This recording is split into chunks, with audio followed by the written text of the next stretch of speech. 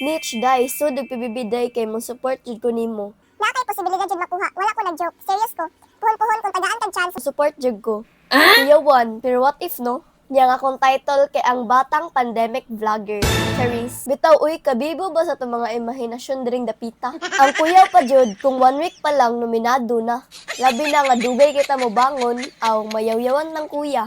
Hoy, pang mata na kay di mo mga anak sa kontraktor para magsigligid iring balaya.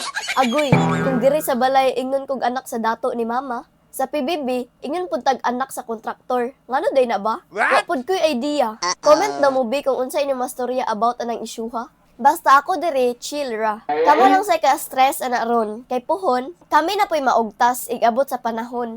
Char, bitaw oy, back to PBB na lang ta oy. Mag-ghost account niya pud nig pinakalit na akong mga social media. Lisod na. Or basin maapil tag kalit ani sa Senate hearing, nawa na. Wara ba jud ko'y kalibutan ana ha? May pagbalik tag hisgot sa bahay ni kuya.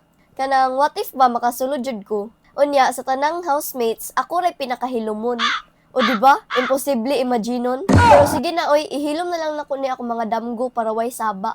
Pero thanks sa imong comment po, Miss Ersemsor Oliver. Puhon na lang ko moapil sa PBB. Kanang wala na audition.